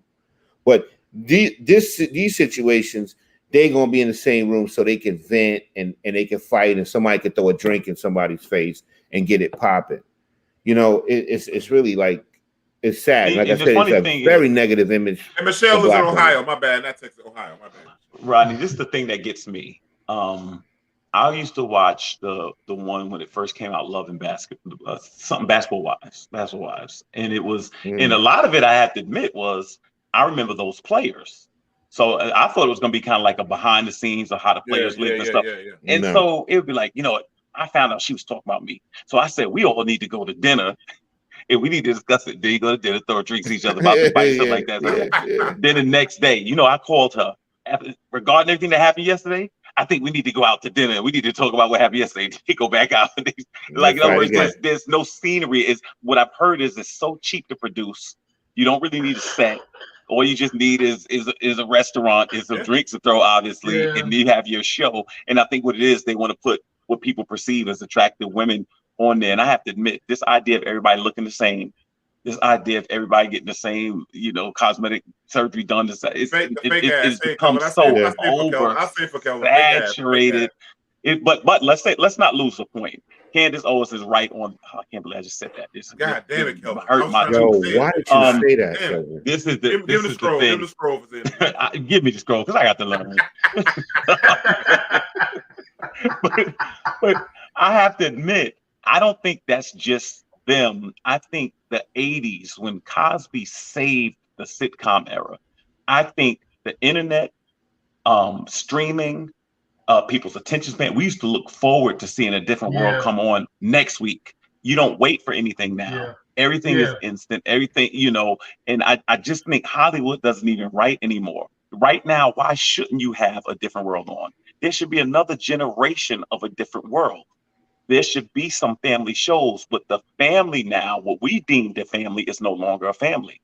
Right. That image or picture of a family is no longer a family. And so those are things. That's the thing. The Huxtables would be killed right now.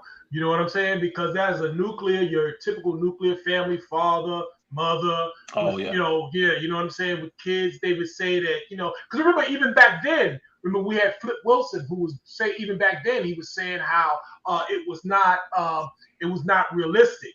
You know what I'm saying? The Huxtables were not realistic, but they wouldn't have a chance right now with that show. You know what I mean? So absolutely not. But I tell you what about Candace Owens though, the comment that she made, it kind of made me look at her and say, listen, she knows what she's doing. You know what I mean? She knows how to stir the pot. Correct. And she knows better. You know what I mean? Like for her to go those kind of comments and have that kind of insight. Yeah, we can't let her off the hook at all. But I want to know why I don't see her. It's strategic what she's doing. Yeah, I don't know why don't I see her on any of these Kanye things now? It looked like homegirl took that shirt off and ran for cover. Now she on some old sitcoms. Why you not out there with these shirts on no more? Like she went back on that black shit. Yeah. Why you not standing shoulder to shoulder with your guy Kanye no more? Mm-hmm. Because she used him to give her a boost, and then she jumped ship like everybody else. Mm-hmm. You know, she knows the game. Yeah, she knows the game. Stay away from that nigga. That's what husband said. He white. He white. Told her that shit. Stay away from that nigga. Yeah. All right, Jamie, give us another one here, man. Let me see. We didn't see these clips, people, so we don't know what the fuck going on. Jamie, might be some porno in this shit. Why so many struggle with modern dating? Jamie, play the clip for us, bro. A lot of you guys are struggling with dating because of this one element that no one is talking about, and that is professional daters. Professional daters are women looking to experience the good things that your city has to offer at the expense of a man's dime, like restaurants. Now, these women have absolutely no intention on intimacy or growing anything to romance, but they know how to make you think that they do. They know how to make you think that they like you. They know how to get you to chase a carrot. And you want to know the cold part about it? A lot of these professional daters have boyfriends or guys that they already screwing who are in on it, who know what they doing. Can you just imagine feeding a woman and buying her drinks, getting her full and tipsy so she can go home hot and ready to her man or some dude she's screwing? Half of the game is what you don't do and who you don't entertain, and learning how to spot women who just gonna waste your time and use you. It hurt when he said it.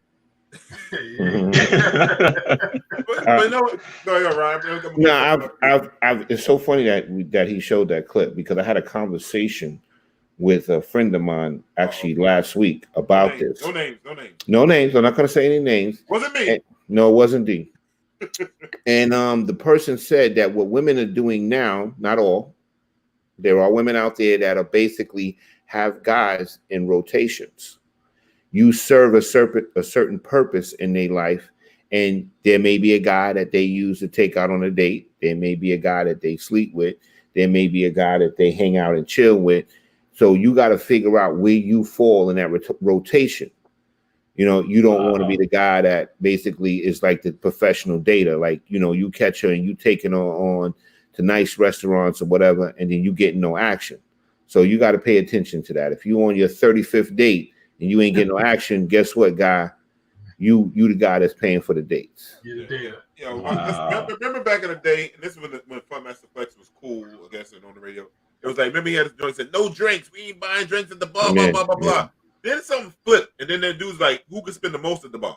Who popped the most bottles? And all that kind of stuff like that. Like, I don't know what happened, because it was about your game, who could get game and dance and get the number without spending all the money. And like me, now it's like chicken wing, and we call it the mating call. Who popped the most bottles? The mating call, because all the chicken heads start coming by the table because you popping the bottles, and pop, the mating call happens. And I don't understand it.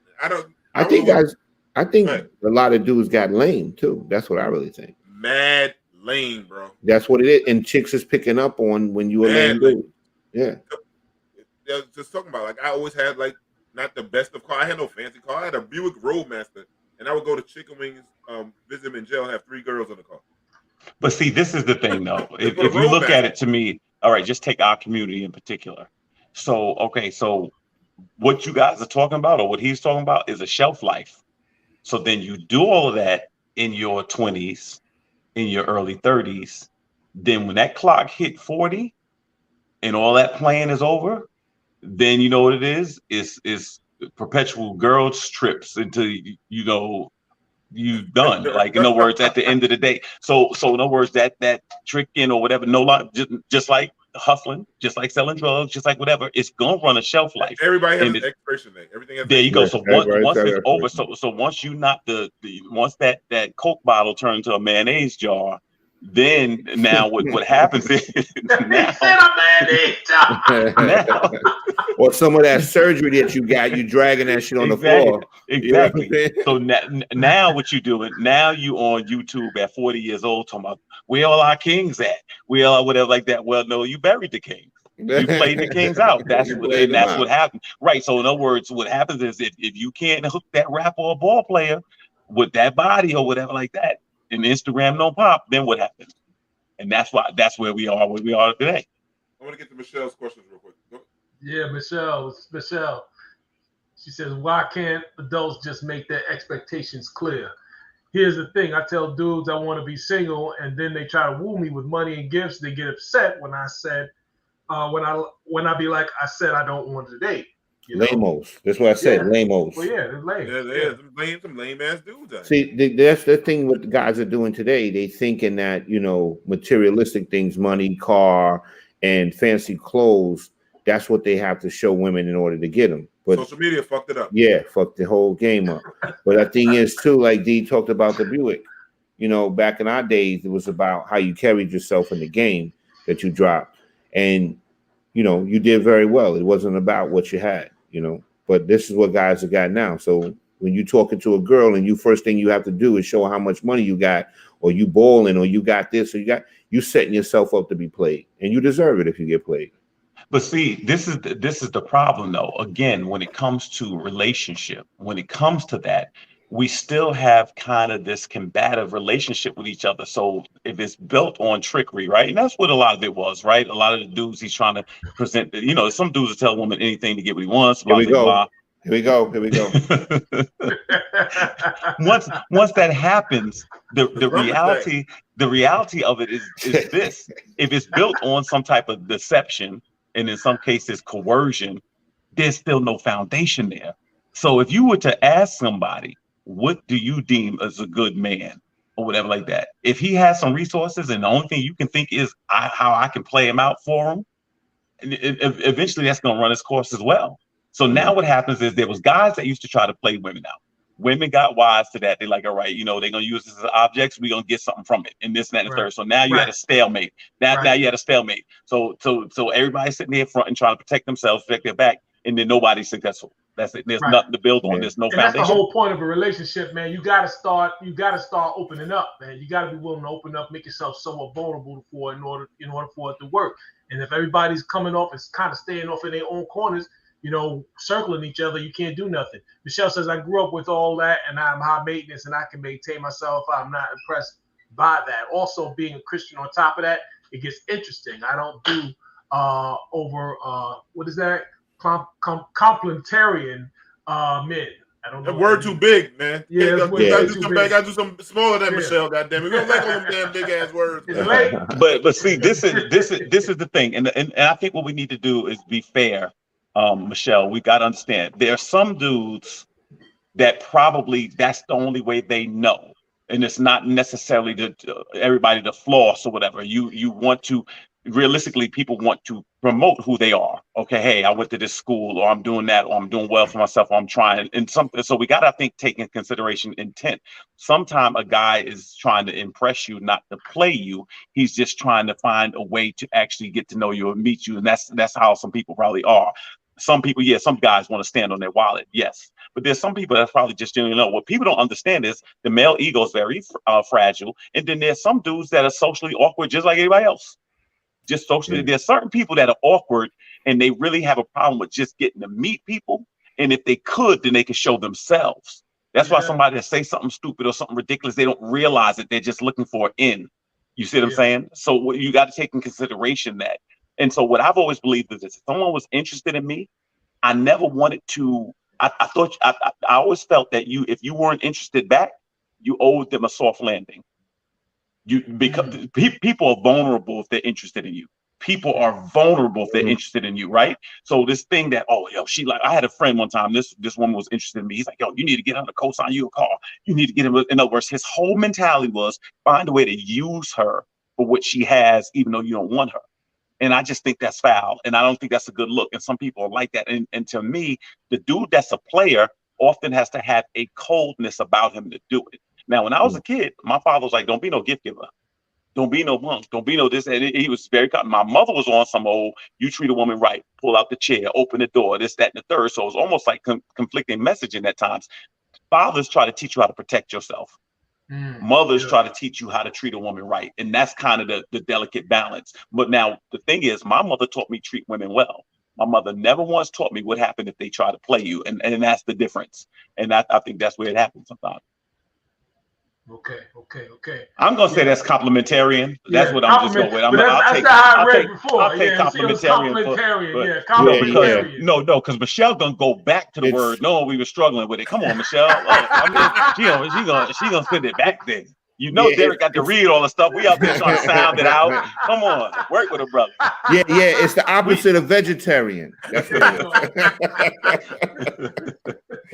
Now, I think, to be honest with you, from what I see, I think roles have reversed. I think men are playing the role of men now, and I think men are getting more feminine. That's what I see too. Oh shit. You know, no, I'm serious. That's what I see. Matter of fact, you know, Rodney, you're gonna probably get a scroll for the next show. It's gonna be a delayed one. That's what I see. That's what I see. I agree with Rodney. And now the thing is, I think dudes are getting more feminine. And I think that women are now taking the traits of men, and then in the dating world, they say, you see women putting men in rotations, and that's what men used to do back in the day. Now they reversed. And also, listen to this. Think about this. I think Rodney's onto something here.